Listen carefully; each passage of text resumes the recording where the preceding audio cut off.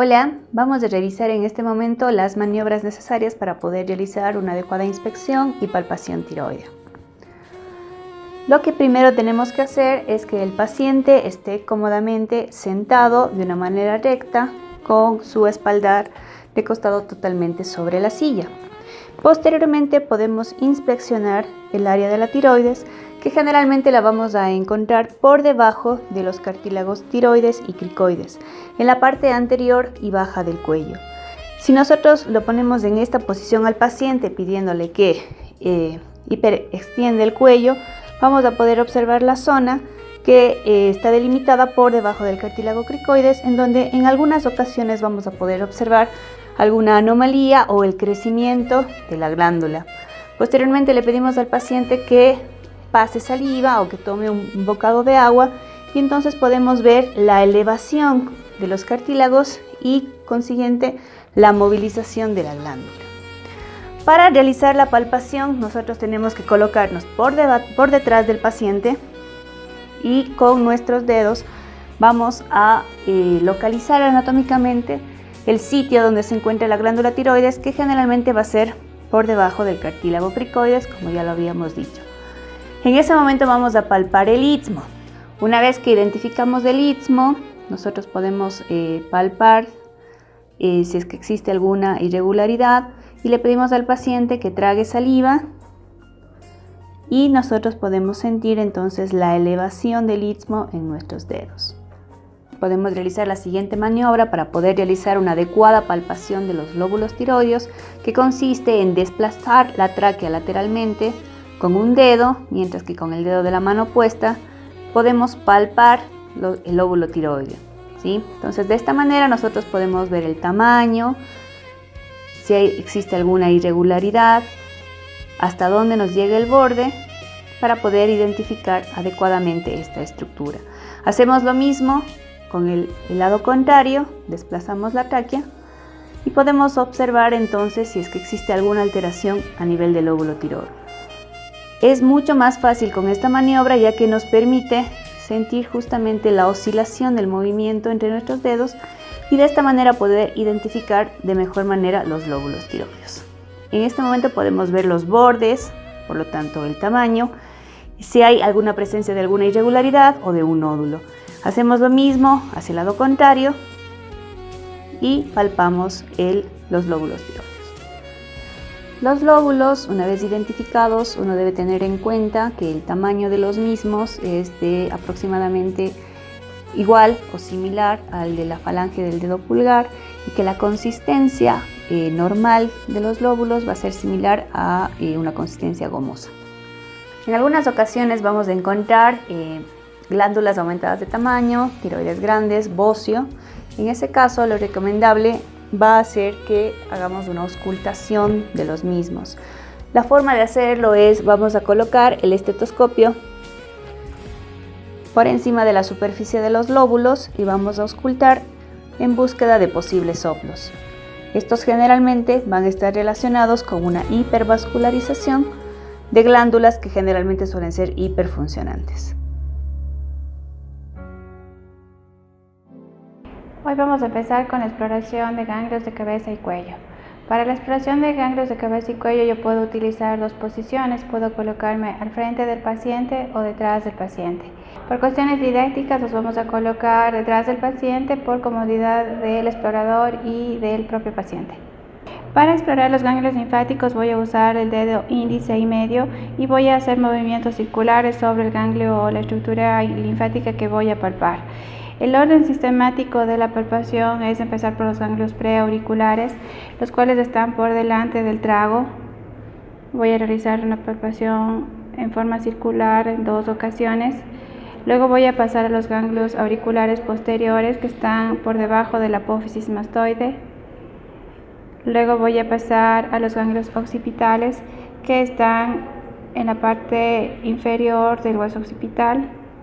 Luego vamos a pasar a los ganglios amigdalinos, el cual va a estar por debajo del ángulo de la mandíbula, y los submentonianos, que están en la unión del ángulo de la mandíbula y el mentón. y los mentonianos que están justo en el borde lateral del mentón, uno a cada lado. Entonces voy a hacer una especie de gancho con mi dedo índice tomando sobre el mentón del paciente y utilizando el dedo pulgar para la palpación. Bueno, ahora vamos a pasar con otra cadena ganglionar que son los cervicales superficiales. Estos anatómicamente me voy a orientar tomando en cuenta el músculo esternocleidomastoideo que se van a encontrar por delante del músculo. Entonces voy a palpar en esta zona, igualmente con movimientos circulares como ya habíamos comentado anteriormente. Después vamos a tener los cervicales posteriores que se van a ubicar por detrás del esternocleidomastoideo y por delante del trapecio. Y voy a palpar en movimiento circular en esta zona también. Y para palpar los ganglios supraclaviculares voy a palpar en la fosa supraclavicular igualmente con movimientos circulares de forma bilateral. Vamos a empezar a explorar grupos ganglionares de las axilas. Para realizar esta exploración necesitamos el uso de guantes por higiene tanto del explorador como del paciente. Para explorar necesitamos que el paciente esté a la misma altura del explorador. Vamos a tomar en cuenta mucho la posición del brazo. El brazo del paciente siempre tiene que estar a la altura de mi brazo, como estoy colocando yo en esta posición, y con mi otra mano voy a proceder a la exploración. Voy a usar igualmente el dedo índice y medio y voy a dirigir mis dedos hacia la cara del paciente y hacia el centro de la fosa axilar, en donde voy a ir palpando en movimientos circulares y luego voy a ir movilizando mis dedos hacia la línea axilar anterior, porque tomemos en cuenta que en esta zona también tenemos un grupo ganglionar importante. Tenemos también una estructura muy anatómica importante que es la cola de Spence, que muchas de las veces se confunde con ganglios. Entonces por eso tengo que tener la experiencia de palpar con mucha precaución para no confundir con un ganglio esta estructura anatómica importante de la glándula. Como dato importante hay que decir que conjuntamente con la exploración de las cadenas ganglionares de la axila tenemos que hacer una exploración de la glándula mamaria del paciente, porque gran parte de la glándula mamaria drena hacia la axila. Como estructura anatómica importante nosotros conocemos que existe aquí la cola de Spence. La cola de Spence muchas de las veces se puede confundir con una cadena ganglionar. Es por eso que yo tengo que ir palpando desde la parte interna de la axila hacia la línea axilar anterior, en donde voy a ir buscando cadenas ganglionares. Una forma importante de diferenciar si es que ustedes están palpando la cola de Spence o un ganglio linfático es que a la palpación el ganglio linfático puede desplazarse de arriba hacia abajo, de derecha a izquierda, mientras que otra estructura va a tener un desplazamiento en una sola dirección. Continuamos con la exploración de ganglios linfáticos. Vamos a explorar ahora las cadenas ganglionares de la región inguinal. Anatómicamente yo me voy a orientar por el ligamento inguinal. Voy a ir palpando, como ya hemos palpado anteriormente, en forma circular con los dedos índice y medio desde el ligamento inguinal hacia la zona interna en movimientos circulares. Luego voy a palpar otra cadena inguinal que está sobre la cara interna del muslo. Esta zona también voy a palpar en movimientos circulares hasta este nivel. Bueno, vamos a proceder a la exploración del vaso. El vaso es un órgano muy importante también, como conocemos es un órgano linfoide. Entonces, tomando en cuenta que estamos explorando ganglios linfáticos, vamos a hacer también exploración de vaso. Para la exploración de vaso vamos a iniciar con la percusión.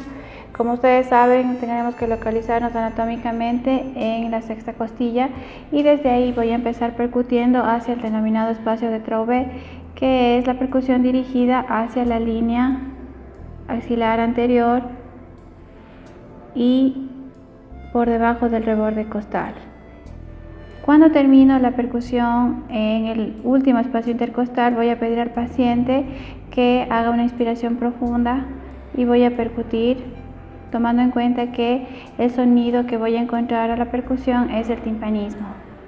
Y con eso compruebo que el vaso se encuentra en condiciones normales y no hay una esplenomegalia.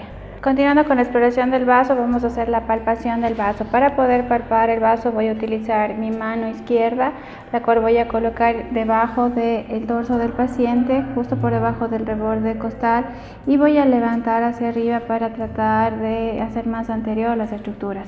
Y con mi mano derecha dirigida hacia el reborde costal voy a palpar el vaso, pidiéndole al paciente que haga una inspiración profunda.